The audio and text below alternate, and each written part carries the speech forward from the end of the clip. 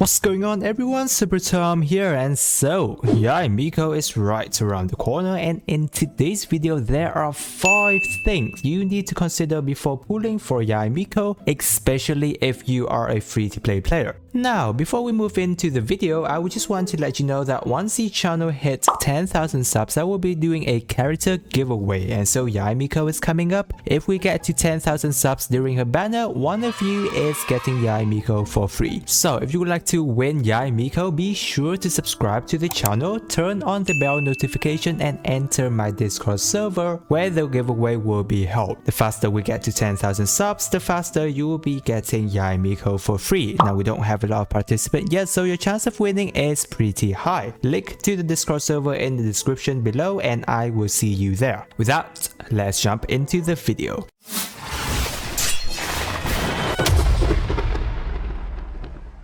First is that should you actually summon for Yae Miko? That is the most important question that you should be asking yourself right now. We do know that there are many good banners coming right after, since MiHoYo have now started teasing way too many characters before the patches actually goes live. Going to be Raiden Shogun, Kokomi, and even Ayato, whose everyone has been waiting for quite some time. From what we've already know, Yae Miko's main role will be a sub DPS that deals very high burst damage, while providing your team a lot of off-field damage potential from her E-skills. Now, I said potential because at this point in time, we do not know how high of a damage output her E-skill can dish out, especially when you can further scale her skill damage from her passive talent 2 of building elemental mastery. Now, the thing with Yae Miko is that she's actually in competition with quite a few characters out there. From the way her kits actually works, it's similar to characters like Fischl, who's one of the best 4-star off-field damage electro support character at this point, or more so, she's in quite a competition with Raiden, who's also an off-field damage support from her E-skills and very high burst scaling. But on top of that, Raiden has a lot of support capability, from providing energy recharge to damage burst increase. On top of all this, there's also Kokomi, who is one of the most used character in the Abyss right now because of her healing capability, but also one of the best hydro applicator character at this point. And Ayato, even though we don't know his kit yet, he's there to think about. And that's not us considering reruns in Ayato's patch, who's most likely going to be either Kazuha or Venti, or maybe even Ayaka. 2 of the best Anemo character and also the top tier cryo characters at this point. A lot of good characters are coming, guys, and I can't do an in-depth analysis into which you should go for in this video as it will be too long, but I'll make a separate video on that. So from the look of it, Yae Miko is most likely not a must pull. If you love her as a character like I do, then there's no way we're skipping, which is a fact. But as how much she'll find value in your team, there's a competition for her, especially when you can get Fischl mostly for free, and I'd go as far as saying Raiden may be able to provide your team a lot more value than Yae Miko. Which then you may ask, but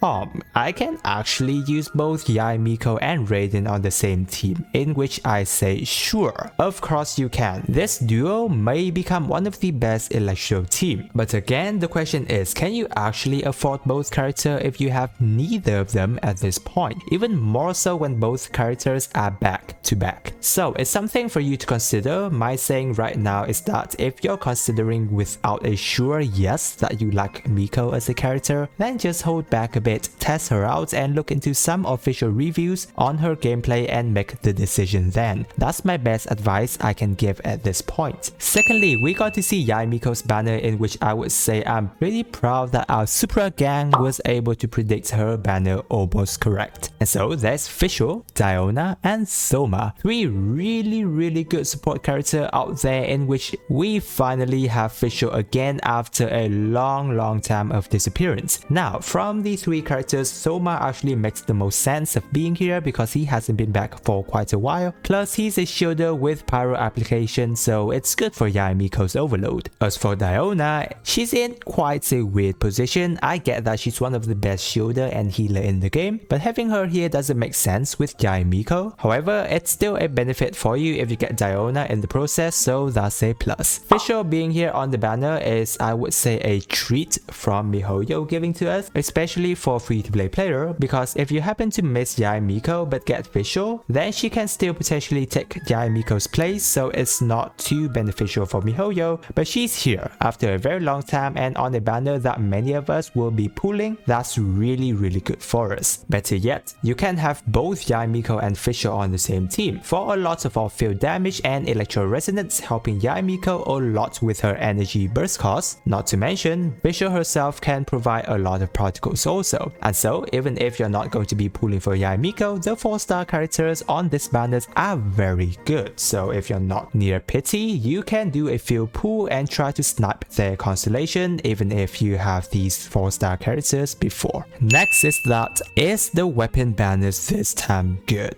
We are having her main best in slot weapon plus the Jade, the beautiful marvelous Jade Cutter. If you're wondering if this weapon banner is good, I would just give you a straight answer right away, which is it is very good. So good that even a pure free-to-play friend of mine who I believe have never tried weapon banner before decided to go on this one. Now I don't really want to overhype the weapon banner here because we still need to look into the facts. Aside from the Jade Cutter being the universally best sword that all sword user can use at this point, you still have to consider Yae Miko's weapon. If you're pulling for Yae, then it's definitely worth it. However, it's not going to be a must pull because you're having a lot of good options for Yae Miko weapon like the Wisith, Lost Prayer, and Skyward Atlas. If you have either of these options already, then you're already set for Yae Miko. It's not entirely worth trying to spend a whole new character to getting the weapon. That's always going to be my stand on the weapon banner. The other reason is that Yae Miko weapon is only good on her at this point in time, and Lisa, who are the two characters that can maximize this weapon capability. However, how many of us are going to be using Lisa? Don't get me wrong, I love Lisa, but that's actually the truth. So it's only Yae Miko at this point. Therefore, it's not universal. Now that's probably the only downside of this banner. As I said, the banner for weapon this time is really good. So if you have the luxury to pull, go for it. If you miss her weapon and get the Jade Cutter, it's still an absolutely win because in reality, we don't know when it's going to come back because its rerun is already very close. Last time it was only like 3 or 4 patches ago, while the majority of the other weapons are a lot longer. Plus, you can get really good 4-star options apart from the Rain Slasher and maybe the Eye of Perception, in which you will be most likely using less. The rest are really good. So if you're pulling for the weapon banner, good luck. Now, talking about weapon, there's a new free-to-play weapon that will be out in the new event, which is the Oath Sworn Eye. We'll be most likely getting its R5, and if it is so, we are getting up to 48% energy recharge bonus after using E skills. At first glance, this might look to be a weapon for Kokomi because of the aesthetic. However, if you're considering it for Yae Miko, this weapon can actually become one of the best free-to-play options. First of all, it's got one of the highest base attack stats of all 4-star weapon, which is 565. You also get a decent attack increase to boot. So if you're running Yae Miko with the emblem set, for example, you can make use of this weapon really well because she will for sure get this weapon passive energy recharge bonus every time before she casts her burst to get the emblem fate set bonus. Therefore, that goes to show again that if you're planning to get Yae Miko's weapon, unless you really want her weapon, you will be having a lot of good